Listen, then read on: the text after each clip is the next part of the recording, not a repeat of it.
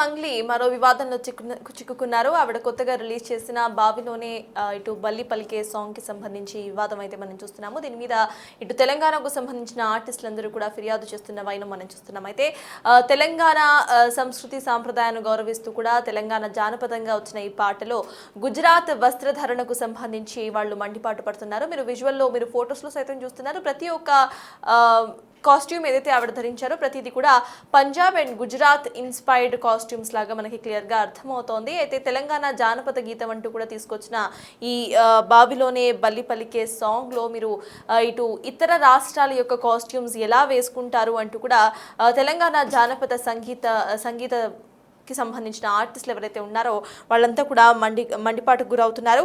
అయితే కాస్ట్యూమ్స్ ఇలా ధరించి సాంగ్ చిత్రీకరించడంపై అభ్యంతరం వ్యక్తం చేస్తున్నారు. వాళ్ళంతా కూడా వెంటనే వీడియో డిలీట్ చేయాలని డిమాండ్ చేస్తున్నారు. సోషల్ మీడియాలో ప్రెజెంట్ అయితే ఈ పాట వైరల్గా మారింది. మిలియన్ల వ్యూస్తో పాట అయితే వైరల్గా మారింది. దీనికి సంబంధించి మరి మంగ్లీ ఎలా రియాక్ట్ అవుతారు అనేది కూడా వేచి చూడాలి. అయితే మంగ్లీ మరో వివాదంలో చిక్కుకున్నారని చెప్పుకోవచ్చు. మంగ్లీపై రీసెంట్గా కొన్ని వివాదాలు వస్తూనే ఉన్నాయి. అయితే ఇవాళ అంటే రీసెంట్గా రిలీజ్ అయిన ఈ బావిలోనే బల్లి పలికే సాంగ్ ఏదైతే ఉందో తెలంగాణ జానపద గేయంగా వచ్చిన ఒక పాట.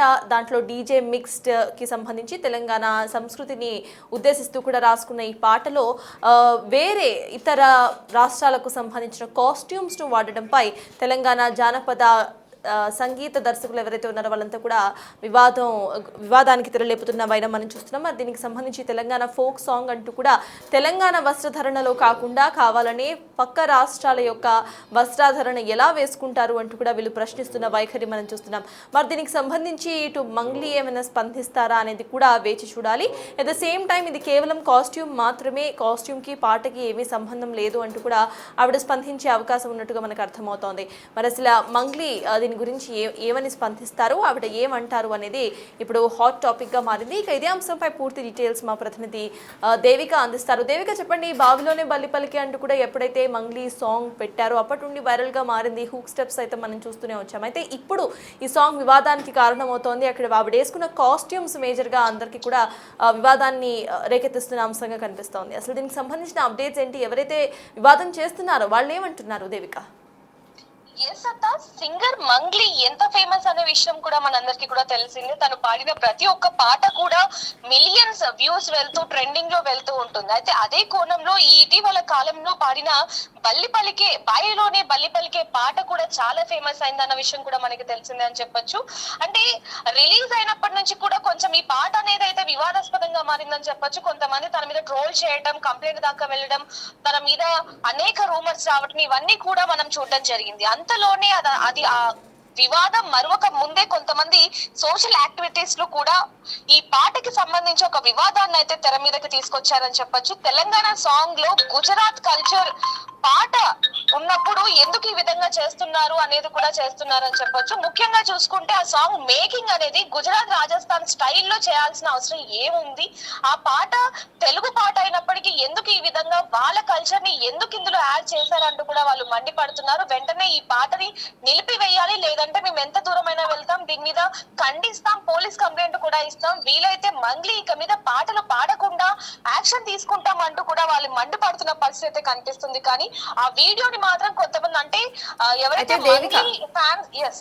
దేవిక ఇక్కడ ఈ పాటలో ఆవిడ పాట వస్తున్నప్పుడు కానివ్వండి, ముందు కానీ వెనక్కి కానివ్వండి, ఇది తెలంగాణ జానపద గేయం లాగా ఏమైనా ఆవిడ ప్రచురించడం జరిగిందా? ఇఫ్ ఇన్ కేస్ నాట్, ఆవిడ ఇట్లా ఏమీ చెప్పకపోయి ఉంటే గనక వీళ్ళు చేస్తున్న ఏవైతే అలిగేషన్స్ ఉన్నాయో అవి అవసరం లేవనుకుంటా కదా.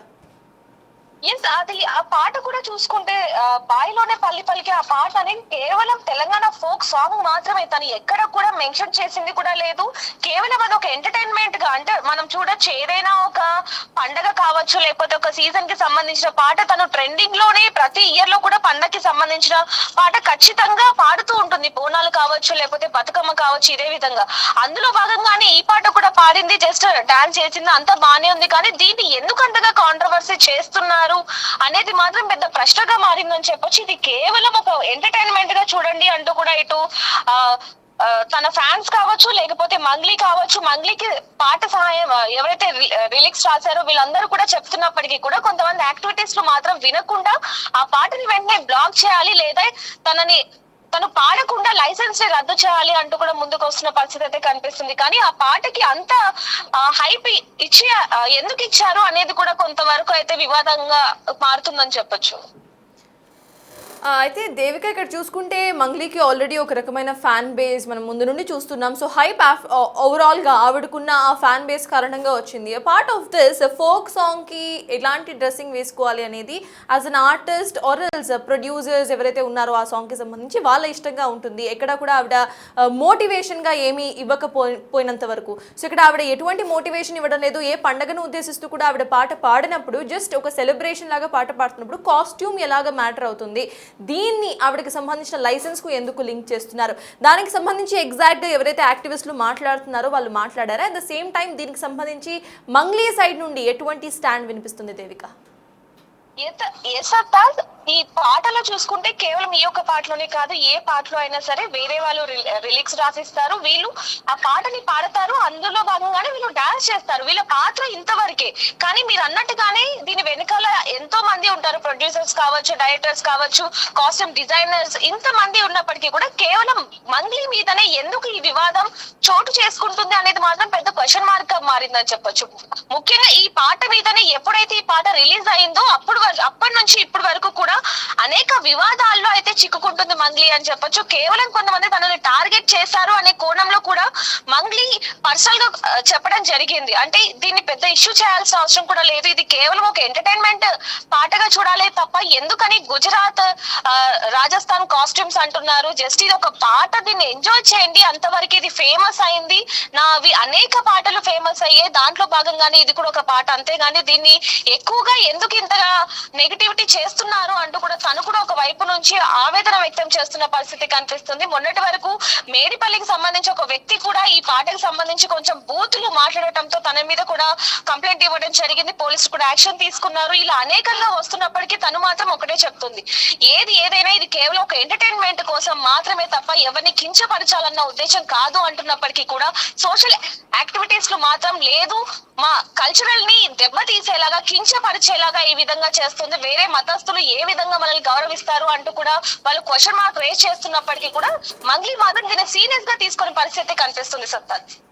Yes, thank you Devika. మొత్తానికి మంగ్లీ పాడిన ఈ పాటకు సంబంధించి ప్రతి ఒక్కళ్ళు కూడా అంటే తెలంగాణ ఫోక్ సాంగ్ ఆర్టిస్ట్ ఎవరైతే ఉన్నారో కొంతమంది వివాదానికి దారితీస్తున్నట్టుగా అర్థమవుతుంది. క్లియర్ ఫ్యాక్ట్స్ మాట్లాడుకుంటే ఆవిడ ఎక్కడ కూడా ఇది ఒక మోటివేషన్ సాంగ్ లాగా ఆవిడ ప్రచురించలేదు. అట్ ద సేమ్ టైం ఒక జానపద గేయంగా సైతం ఆవిడ దీన్ని మార్కెటింగ్ చేయకపోని పరిస్థితి మనం చూస్తున్నాం. సో అంటిల్ అన్లెస్ ఆవిడ ఒక జానపద గేయంగా లేకపోతే తెలంగాణను ఉద్దేశిస్తూ ఒక సంస్కృతి సాంప్రదాయాన్ని ఉద్దేశిస్తూ పాడిన పాటగా ఆవిడ గనక దీన్ని ప్రమోట్ చేస్తే ఖచ్చితంగా అక్కడ వేసుకున్న కాస్ట్యూమ్స్ అయితే మ్యాటర్ అయి ఉంటాయి. అయితే ఇది కేవలం ఎంటర్టైన్మెంట్ పర్పస్ కి మాత్రమే చేసిన ఒక పాట కాబట్టి దీంట్లో కాస్ట్యూమ్స్ ఎలా మ్యాటర్ అవుతాయి అనేది మంగ్లీ తరపు వాదనగా వినిపిస్తోంది. And that is in fact true also. మనకి కనిపిస్తున్న వైనం అట్లానే కనిపిస్తోంది, ఎందుకంటే ఇక్కడ కూడా ఆవిడ ముద్రించలేదు ఇది జానపద గేయం అని ఆర్ఎల్స్ ఒక మోటివేషనల్ సాంగ్ అని. మరి దీనికి సంబంధించి ఎవరైతే ఫోక్ సాంగ్ యాక్టివిస్ట్ ఏదైతే మాట్లాడుతున్నారో వాళ్ళు ఏమంటారో కూడా వెయిట్ చేసి చూడాలి. అట్ ద సేమ్ టైం దీన్ని వేరే రాష్ట్రాలకు అబాయిడ్ చేస్తూ కూడా ఆ రాష్ట్రం కాస్ట్యూమ్స్ వేసుకొని తెలంగాణ ఫోక్ సాంగ్ పాడటం తప్పు అంటున్నారు. సో దీనికి సంబంధించి రూల్స్ ఏమైనా ఆల్రెడీ స్ట్రక్చర్ చేసుకుని ఉన్నారా అనే కోణంలో కూడా మేబీ ఫ్యూచర్లో ఇటు ఎవరైతే యాక్టివిస్ట్ ఇప్పుడు మాట్లాడుతున్నారో వాళ్ళు మాట్లాడే అవకాశం సైతం కనిపిస్తోంది. మరి దీనికి సంబంధించి మంగ్లీ ఎలా రియాక్ట్ అవుతారో కూడా వెయిట్ చేసి చూడాలి.